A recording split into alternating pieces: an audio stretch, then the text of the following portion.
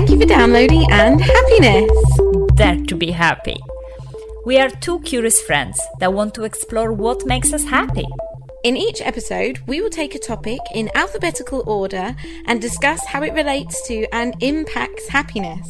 We'll live the experience of each concept through a dare that we set each other and then talk about how it affected our happiness. As well as diving into psychological theories and evidence which supports or contradicts our personal experiences. In other words, in this show, psychology meets play. I'm Kitty Newman, Director of Trapeze Media, a digital marketing agency that leads with social. My company philosophy is based on the importance of play in all our lives and how important it is to be happy at work. I have been obsessed with the circus for a few years, hence the name Trapeze Media, and making time for things like handstands and aerial in amongst the day-to-day challenges that come with running a successful business makes me happy. My name is Klaudia and I'm a work psychologist and learning and development specialist with a purpose to boost happiness in the workplace. I love experimenting and applying scientific research on happiness to my daily ups and downs, or just to prove my other half wrong. I also like to look for happiness in unusual places, so I won't shy away from diving with sharks or starring in a pantomime. Sometimes this gets me in trouble. Time waits for no man. What does that even mean, Klaudia? Time will be a forever running thing and you can't ever catch up with it. Who knows? I wonder if we'll find out.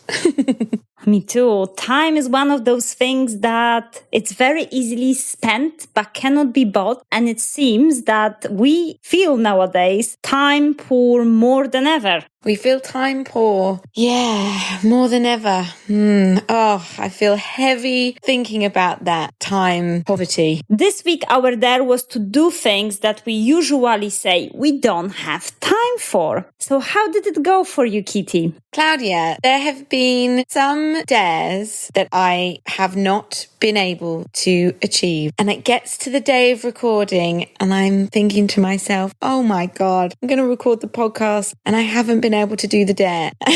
And then I think about time and our conversation and I'm going to just be interested to know how I feel at the end of it by actually, weirdly, having not been able to make time for the time dare. Oh my goodness, I've struggled so much. There was a specific thing that I wanted to make time for, which was making this jumper. I've been making it for over a year, knitting it for a friend's baby. I won't say which friend because spoiler alert, and also then they'll be like, oh, right, okay, great, you haven't finished it.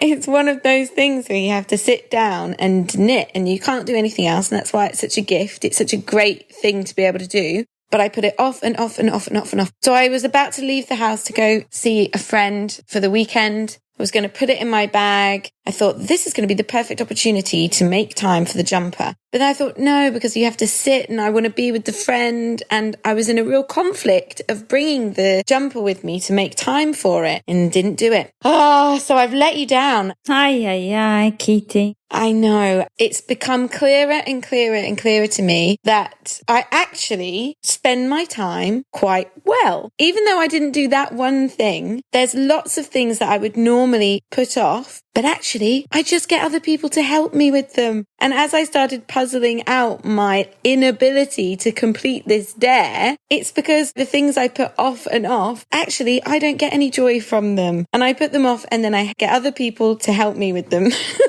Very interesting. So you're telling me that you're procrastinating to do something and then finally when you get to it, you just delegate it to other people. Yes, that's exactly it. Fantastic. Well, it is one of the ways to deal with procrastination, I guess. And it is one of the ways to manage your time. So what I managed actually to do, I have tackled my list with 3 tasks that I procrastinated to do for months. And as part of the dare, well, I wasn't that clever and I didn't delegate it to people. But I looked at the list and I spent few minutes every day to work on those tasks. And I almost cleaned up that list. Oh, wow. Well done. And I felt so good about it. It just really made me think about this entire concept that how it is that we don't feel that we have enough of time. And we live in this time when being busy is almost like a badge of honor. How are you doing? I'm very, very busy. And yet there are certain tasks that we put on our to-do list and we never have time to complete them. Well, it's this thing of productivity being the goal and the winning thing. Being productive is super important in our status. But I think that is one thing I have been contemplating because I've thought about the dare a lot and I am very productive. Running the business, working with everybody in the team, delivering for clients. I've obviously, like everybody else, got a long list of things and some of those things get pushed and pushed and pushed to the back and I don't find time for them. But my approach to those things are about their importance and actually, can I let them go? Rather than panicking that I don't have enough time in my day, what can I let go of? And what is actually important in the day? To make time for the things that are important. I think to-do lists have a purpose in some ways, but I think they can be an anxiety-making poke of what you're not achieving and how you're not being productive, which is unfair of that list, really. If you just keep moving stuff from list to list to list, if you've moved it on that many times, does it really need to be done?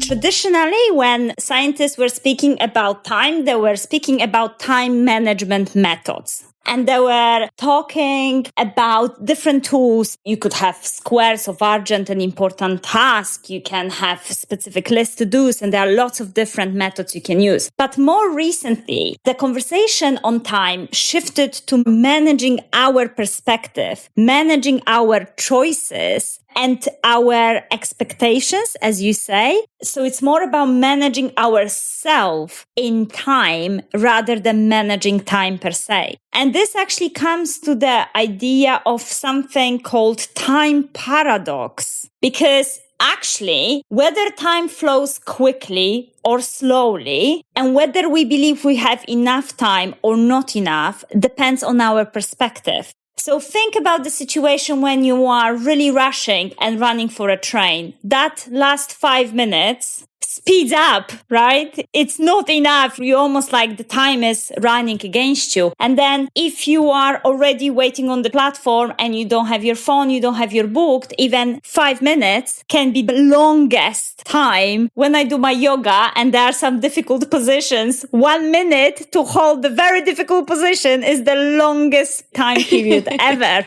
And it's not that the time changes. You know, a minute is a minute. An hour, it's an hour. A day, it's a day. But our perspective of it changes. And like when you get older, time feels like it's getting quicker. I mean, it's boring how everyone's like, oh my God, I can't believe it's nearly Christmas. But we weren't saying that when we were kids. We were like, in a 6-week school holiday, it would feel like forever. Now a year goes by like a week. Absolutely. And that is all our perspective. But also there are studies suggesting that we have more free time than we perceive we have. So studies have shown that the average American has 5 hours and 14 minutes of free time per day, while the average Brit has 5 hours and 49 minutes. That is a lot of free time. But despite these healthy sums, 4 out of 5 Americans feel they don't have enough time to do everything they want, while 3 out of 4 Brits feel they are not getting the most out of their time. People don't think they're getting enough out of their time, but actually they have more time available than they thought. So why is that? I always do feel a bit pinched for time. I hate the feeling of being with somebody and my head being at the next thing, thinking this has probably got to wrap up soon because I've got to be at the next thing. And actually, I do feel like I'm being squeezed for time, but I guess I'm not. Are we talking about free time just not working? Or are we saying free time is no plans? Yeah, just free time which can be assigned to something. I think that idea of a time paradox is quite important and can explain why we may have time, but we don't really feel we do. And there are these 4 time quadrants, which are quite mysterious, but they can tell us of what perspective we have towards time. So if you imagine a square and you divide it into 4 smaller squares, you have your time quadrants.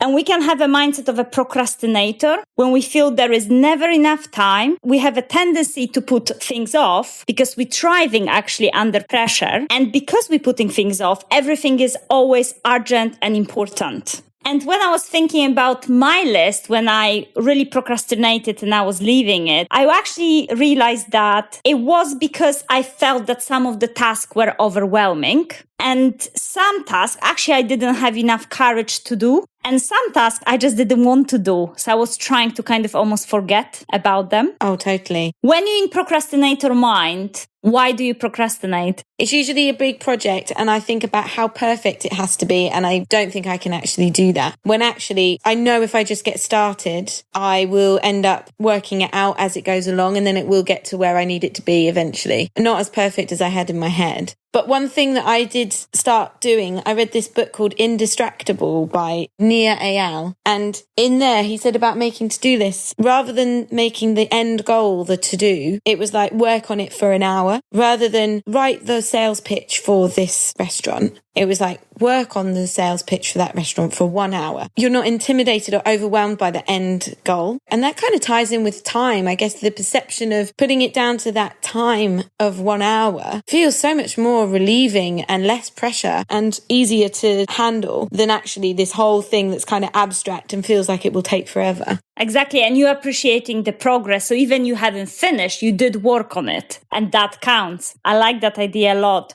Another quadrant that we have is a yes person. So when we're in that mindset, we are very keen to give our time away to other people and we suddenly dealing with urgent things of other people rather than things that are important to us. And we can definitely struggle to find happiness here because people always have demands and expectations. So once I was told that if you start your day with checking your emails, you giving a power to all the people of what are you working on, because the emails from people are what's important to them, not necessarily what's important to you. So that's a quite important twist. And another one that I recently heard, instead of suffering from FOMO, the fear of missing out, and feeling we have to say yes to everything, it's celebrating JOMO, so joy of missing out. Because that means we can do something important to ourselves. Yeah, JOMO. I'm into that. The emails, that is such a powerful idea. I always check my emails first. Why do we do that? Why is that such a habit? But you're right. That's just me answering people's demands for them. I guess I like to go in there and see what little wins I've had because it kind of is a bit of a boost. But actually, mainly it's a distraction. Yeah, sometimes it's quite nice to understand when are you at your best during the day when it comes to your attention. And for me in the morning, it's the best creativity time. So if I start writing emails in the morning and responding to emails, I wasted the very amazing creativity time in which I could be writing content. So I always check my emails a little bit later, not the first thing in the morning. Another quadrant, slackers. So if we are in that quadrant, we giving into time wasters. So nothing that is very important, nothing that's urgent. And we kind of feel that there is always tomorrow, there is plenty of time, and we are spending our time in excess. And I think time wasters are quite important because we mentioned it when we were speaking about social media. It can be seen as a time waster, but I think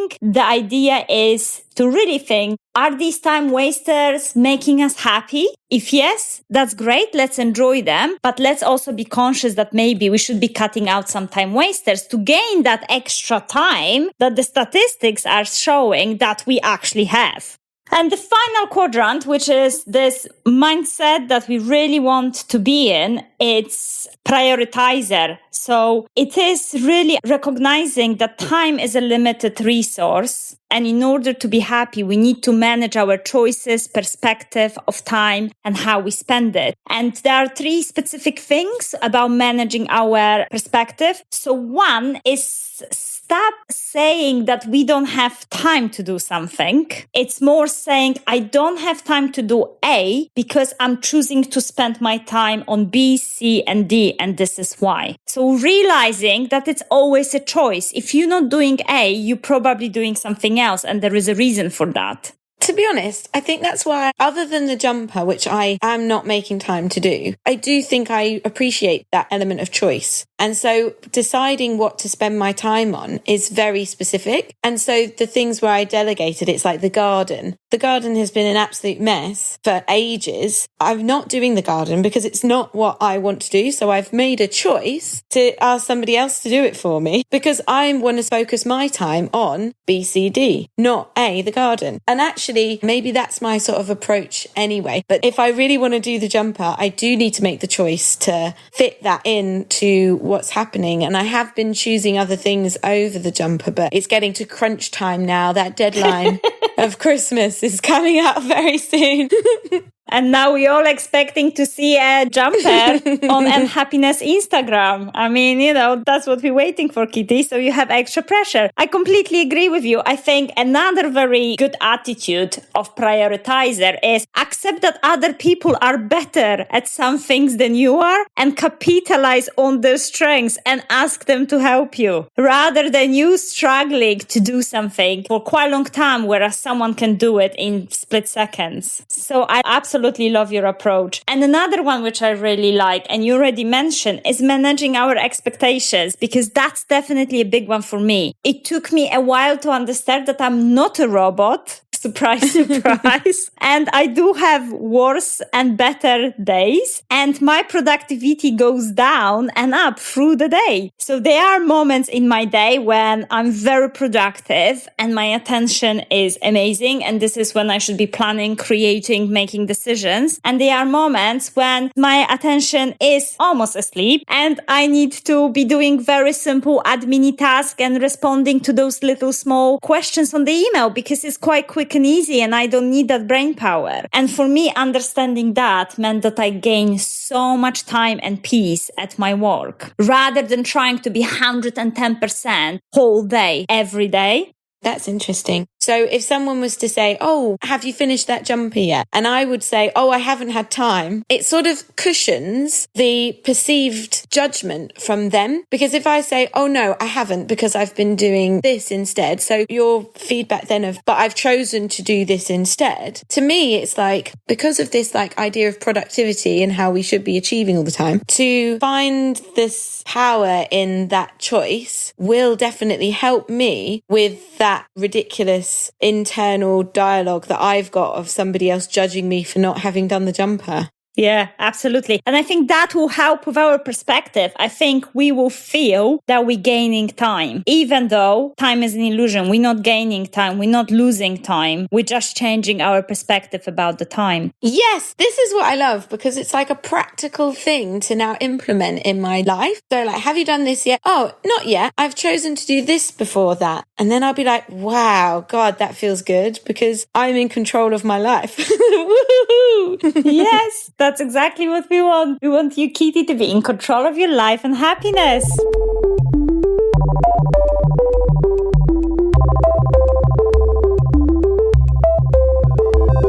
So let's say we gain time and we make specific adjustments and we gain those 5 hours that the statistic is talking about. How can we spend the free time in a way to bring us happiness? Well, so we've just been talking about work, productivity. I guess, is it something that's not productive? Does it combine lots of things that we've talked about before, like play? I fill my free time with more productivity. I mean, I do make to-do lists for the weekend of like, how's things to do? What is free time anymore? I often work at the weekend. I'm not helping here at all.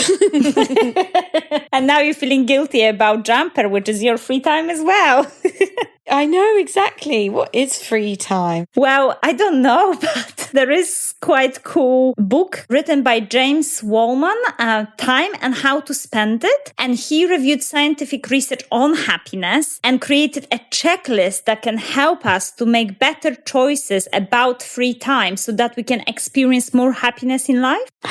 Great. How amazing. And he came up with an acronym to help us to remember it better. Good, because that's what helps me remember things. Okay, so the acronym is STORIES. Stories, okay. So what he says, when considering whether or not an activity is going to be worth spending your time, the first question you can ask yourself is, will it give me a story to tell others, or will it bring me an insight about who I am? This is because any valuable experience that boosts our happiness is something we wish to share with other people. Oh, that's really nice. So the first S is story. The second is transformation. Will it help you to develop, grow, or transform? And this is again because from research we know that any activities that help us to learn, improve, bring us more meaning and fulfillment in life. O is for outside and offline, because again, being offline, being outside in the nature help us to improve our mood. R is for relationships. Will it bring me closer to others and enhance our relationships? Again, it's good for our social connection. Intensity, it's intensive enough that it requires our concentration so that we can be really in the flow, immersed fully in the activity. Extraordinary, maybe different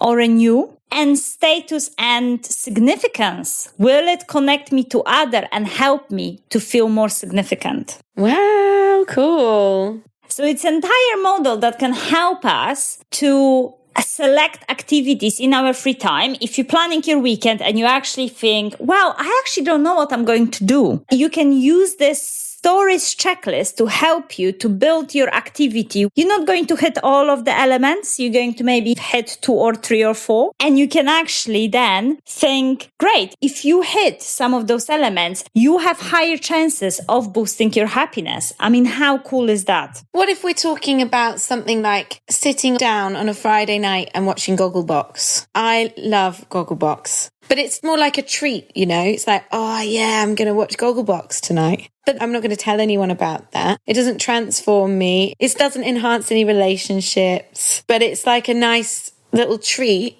with a glass of wine. So how much happiness does it bring you in comparison to any other? I think it brings me a good amount of happiness, I'll be honest. And why is that? Is it because of actually the transformation? Because you are actually learning something? And is it a bit extraordinary because it does bring a story to your life? Because it's a different in some way? It is different. It's one of those things where it's like, oh, great, I'm going to relax and watch the TV. It does feel like a treat. Even if I watched it every Friday, I'd look forward to it and enjoy it like a series. So would you say that's a transformation thing because it's like transforming yourself into a new zone or something? Potentially, I think it is a story which gives you a certain element and you think about relating and relaxing with it. And it is a new and different because you don't do it every day. Yeah, that's true. And I would talk to friends about it. I mean, you're talking about it on a podcast. So many people are going to actually listen to this story, Kitty. I'm not saying that this model, it will always apply. And I'm not definitely saying that there are certain activities which may not hit those aspects. And that means they won't bring us happiness. But I think what the author of the book is trying to say is, if we have a limited free time, let's do activities that really can increase our happiness. And on the basis of the research, those are the elements that can help us with that. So it's nothing wrong with sitting, having a glass of wine and watching something you love.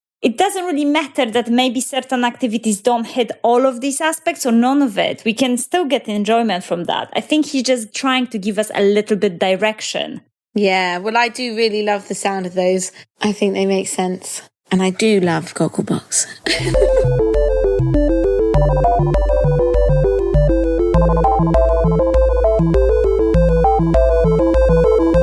Kitty, we spoke about very big topic, time. I know, I can't believe it. And we are running out of time to talk about it. No, what a paradox. Exactly. That's like an and happiness keyword, that is paradox. If I was a statistician and work out how many different paradoxical theories there are featured in and happiness, because we featured a time paradox today. Yeah, so time paradox. We believe that we need to manage time, but the truth is we need to manage ourselves in time. Our individual attitudes towards time shape our perspective. And whether the time flows slowly or quickly, and whether we feel we have enough time or not, it is all in our perspective. Wow. It's just so huge a concept, isn't it? Time only exists because it's been decided to be put numbers on. Like the working day is only structured because somebody said it should be. It's actually, we should be way more more relaxed about time.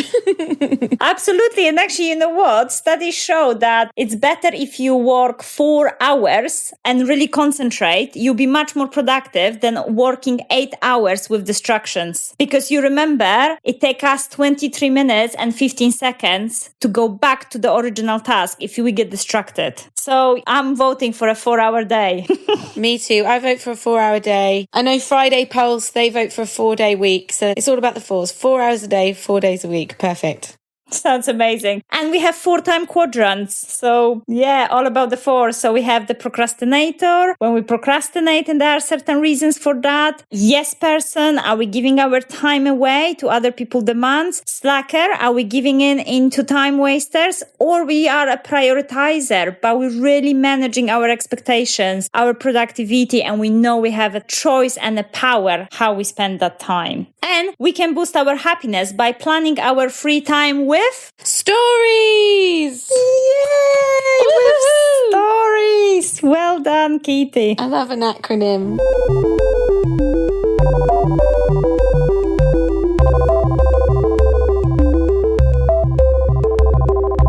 So next week, Klaudia, the letter that comes after T is you. You. Well, I don't believe we're already speaking about you. Before we know it, will be Christmas. You're right. How time flies. So, Klaudia, we are going to be talking about the unknown and happiness. So the dare this week is to put yourself in at least one situation where the outcome is unknown. So get out of your comfort zone. I like that. How are you feeling about that? Excited. Great. Well, I am also very excited about the unknown and its mysteries. So we look forward to you all listening to next week's episode, and also come and join us over on Instagram and Happiness Official, and also go and check out the website. All the episodes are on there, as well as a download of our top 10 tips in alphabetical order of some things that you can do to improve your happiness. So until next week, we dare you to be happy. Woohoo! Bye. Bye.